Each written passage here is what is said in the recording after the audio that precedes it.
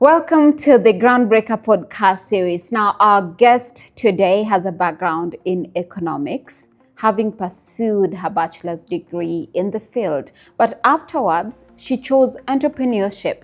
But at some point in her life, she also decided to experience the employment world just for a short while.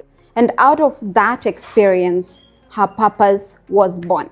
Thank you so much for joining us on the Groundbreaker podcast series. Thank And you. of course, we were just talking about your story into entrepreneurship. Yeah. That even led you into finding your purpose. Could you just talk to us about that as a brief intro? Okay. I can say I have been an entrepreneur. That started even in way before I graduated. And when I graduated, I decided let's continue with this journey of entrepreneurship. And as you've said, 2023, I decided for a short while, let me go back to employment to see what am I missing. And the opportunity that I got led me to something that I never would known I would have done. I was on the other side of business where it's just profit. Yeah. And I had already founded Ajira Yangu as a company. Mm-hmm. I was just connecting blue-collar job workers, both men and women, to employment. And we had done that for a whole year. But now I meet women and I'm wondering, I have not seen you in my pages. Yeah. Where do you go to? And then I decided, let me look for these women. I went to the ground, found them, and I'm like, why are you not seen? Where are your stories? And that is how Ajira Yangu now rebranded. And we became a woman-led initiative where we support women artisans. They are called women artisans or women in trade to just get their footing in this male-dominated industry. So you go for this training. You mentioned it's NYS training. Yeah. And you meet women. Mm-hmm. And of course, you're placed into the engineering department. Yeah. And you realize that there's shortage of women Yeah. And trainees. Yeah. Right? Yeah. We still have a gap now, which is what you're trying to fill, Yeah. if I'm not wrong. Yeah. Could you tell us about that inspiration? I would say it's an addition because I was entrepreneurial. The entrepreneur spirit was in me. But now I decided, why not do it for impact? Because in the end, success cannot not only be defined by how much you make. Yeah. There's wealth part, but there is also impact part. And even when I was founding my first business, Cheche Flowers, I was still leaning towards women, which I am, aggregating them as small-scale farmers to just find a market for them. So my passion for women didn't start just with Ajira. Okay. So when I found, actually these ones looks like they don't have their stories out there. Yeah. So I'm like, okay, let me now start featuring them and lobbying for them, being the voice, actually in that essence. And when we are maintaining that business structure and doing it as a business, but still for these women. I'd like to connect the dots on you training future engineers, right? Yeah. In that class, did you have just a few women, or what is it that inspired you into focusing on female engineers and not men, right? and not men? Yeah, it's because I realized, actually even in the classes, you'd get the numbers, the ratio between the men and the girls, you can't even compare. It always is, Mostly in these, let's call them STEM courses. You find men are more, women are few.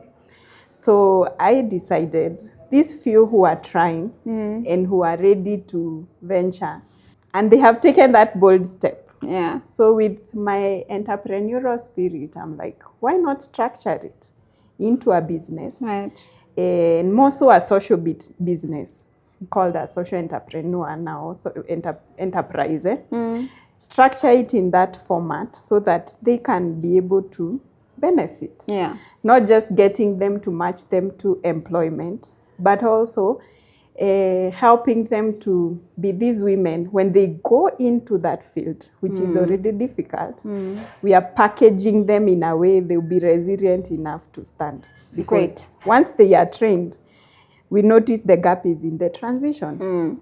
Those few who have given themselves to be in that space, we are not still finding them in the space. Okay. Yeah. In relation to your business strategy, how are you training these young women? I've already learned that you're targeting 20 to 30 years, right? Yeah. So how are you packaging that training? When we talk about engineering or construction also, what are we looking at? The packaging is, let's call it holistic training. Not only the skill part of it, because we realized, yes, you get the skill, but now how you get into the field will determine with how are you as an individual. It's not an easy field. So how is your state mentally? So we do a bit of mental health coaching and mentorship. How are you aware of your nutrition, the way you are supposed to feed and be in that space? So we do take care of that package too. And financially, because at the end is women empowerment economically. So when you get this small money you get, how does it help you to grow as an individual? Yeah. So we are training them, or rather making them undergo all these programs so that even when they are there in the industry, they are coming as a whole package. Yeah. A person who understands their mental health, person who is confident, person who understands their finances, and a person who is aware of her health. You earlier mentioned that you look at the construction service industry, and you hardly find female plumbers. Yeah. You hardly find female electricians. So are these the areas you're training them on? Yes. And we partner also with TVETs that are already established to facilitate that, and for certification, because they have to have, sometimes they need a certification or qualification for some of these jobs.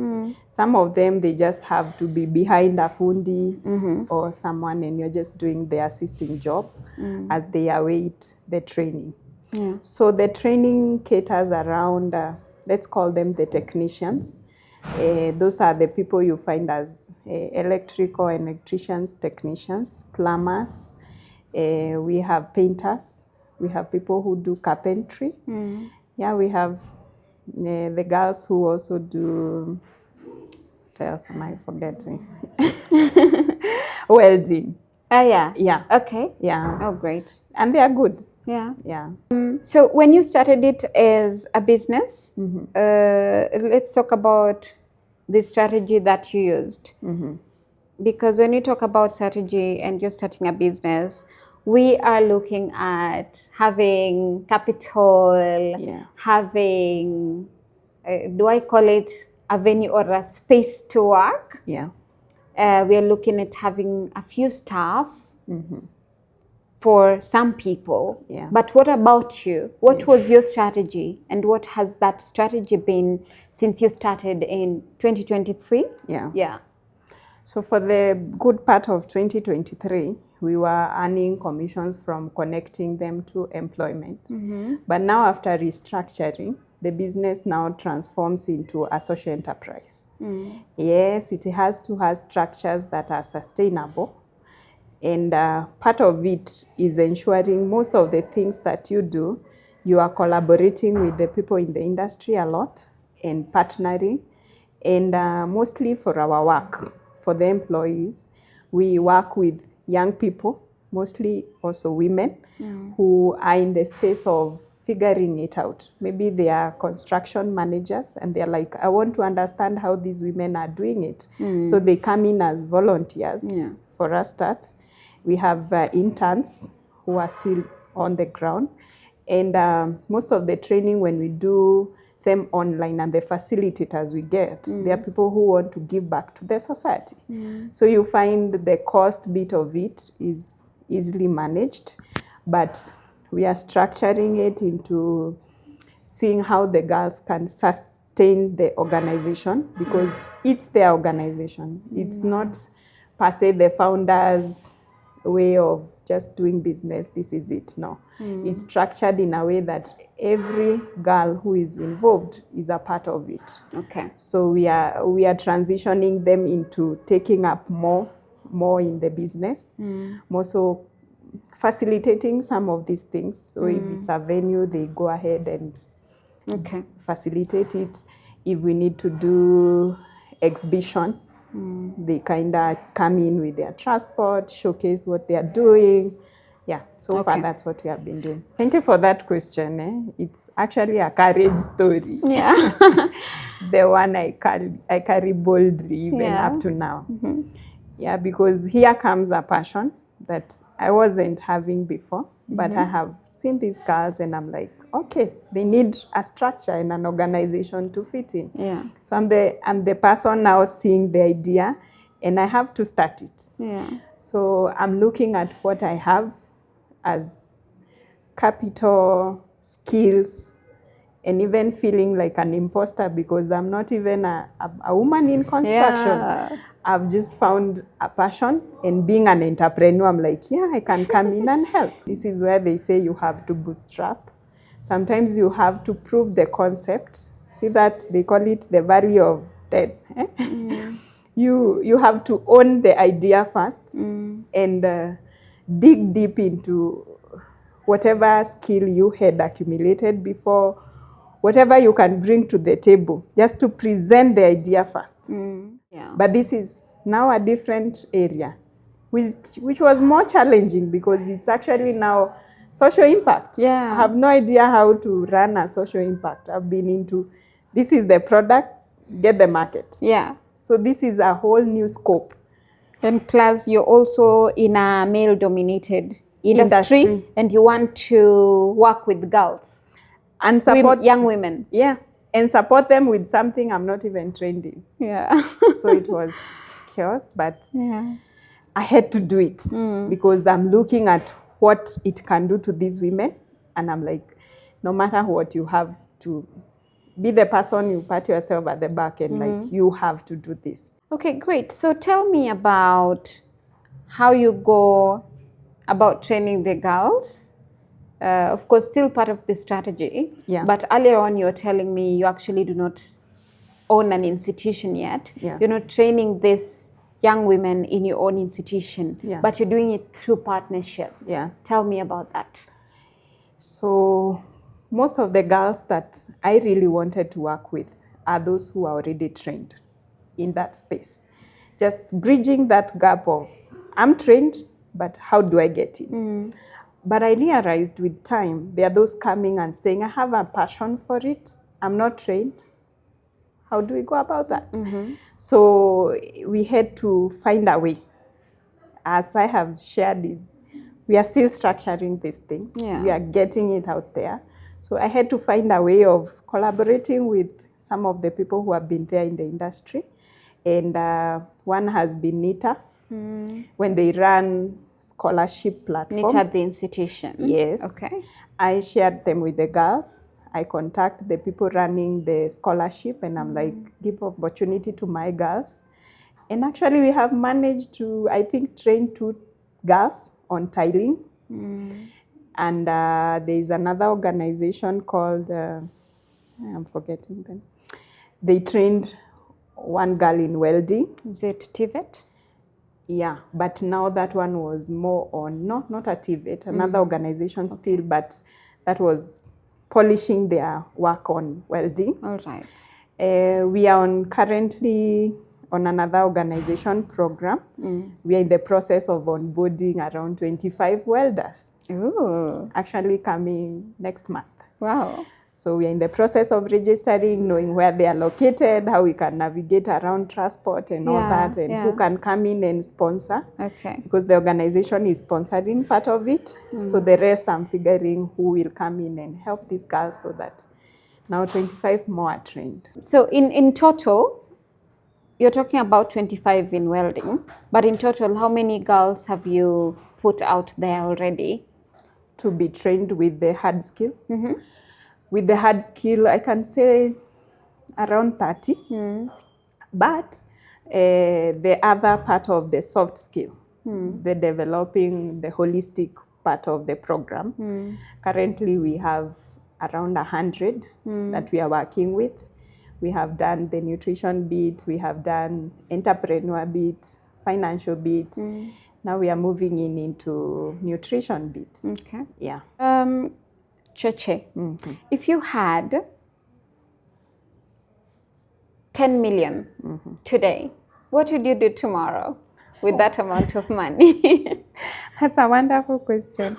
I'm only saying he wishes for horses. And I have it now because it would mean a lot to Ajira Yangu and to me as a founder. Because I would see some of these big ideas and dream I have to see them different and implemented.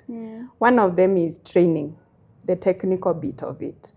As much as we are partnering with the organization to train, still there is a way we would like it structured so that it can fit what we have seen as a gap. Because some of them are mothers. Where do they leave their kids when they go to training? So we'd like to have a training institute where we are figuring it out, like holistically for these women. Maybe they can come with their kids and have a daycare, you know, but we would set up a mobile training institute. Wow. Where we can be at different stations for maybe 6 months we are in Kibera, another 6 months we are in another station, so that we can cut in their cost. I think something is coming up as well, and it's coming up intensely, that the boy child is being abandoned. So when it comes to most organizations today focusing, of course, on the girl child, on women, but we also have the youth at hand that include both girls and boys, or young women and young men. Yeah.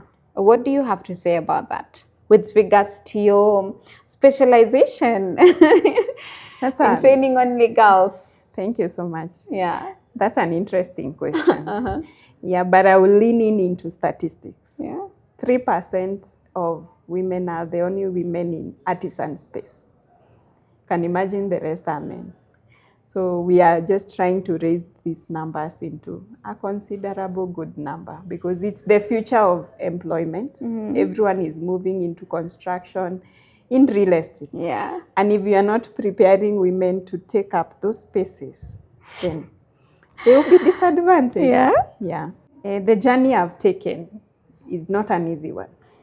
It's a journey that requires resilience, and huge resilience, because penetrating the 3% wall to a higher number is not easy. So being resilient is something that I need to have through this journey. I'm sitting myself every day and telling myself we need to push through this. And also the women who are in this space, we continually tell them we have to stand tall. And being excellent is not something we compromise. So we are being head-on with, we are moving this number with excellence, with community awareness, and with resilience. Let me just ask you one last question on that. You're in a male-dominated industry. You're training girls who still make up only 3%. How's the job market for them? It's not structured in the normal demand and supply structure. Because as you have said, it doesn't occur to everyone that I should call a woman for this job. So we have to lobby for those spaces. We have to ask to be involved by knocking doors. And when given opportunity, we deliver with excellence and give you the uniqueness that comes with the femininity part of it, so that next time you have a job, you would say the preciseness and the way it was done so neatly and accurately and with a lot of excellence, I think I want a woman next time. Right. So when they show up, we advocate for excellence to create a chance for many, many more women who will be seen through what we do. But for a start, we have to knock doors. Yes. And I think the key word there is women have to deliver with excellence. That's true. So that you can be considered. Yeah. Because if we are campaigning for gender parity, gender equality, but then I struggle with women being given a chance and they're not delivering That's true. excellently. Yeah. So I'm just glad that you bring that up and you're training these women to deliver with excellence. And of course, I believe that more doors will open. Keep doing what you're doing, and it's amazing. It's an amazing, impactful social enterprise. Yeah. Thank you. Yeah. So this has been Catherine Cheche, who's been talking to us about her business, Ajira Yangu. Ajira Yangu, of course, is helping train young women between 20 to 30 years into construction work. For example, welding, Plumbers, plumbers, electricians, right? Yeah. Welders, painters, and we don't often come across women in these fields, but they are there. And of course, as Cheche has said, they deliver with excellence. Yeah. Thank you so much for coming to the Groundbreaker podcast series. Thank you. And that's all we had for you on this episode. Stay tuned for more next week. Thank you.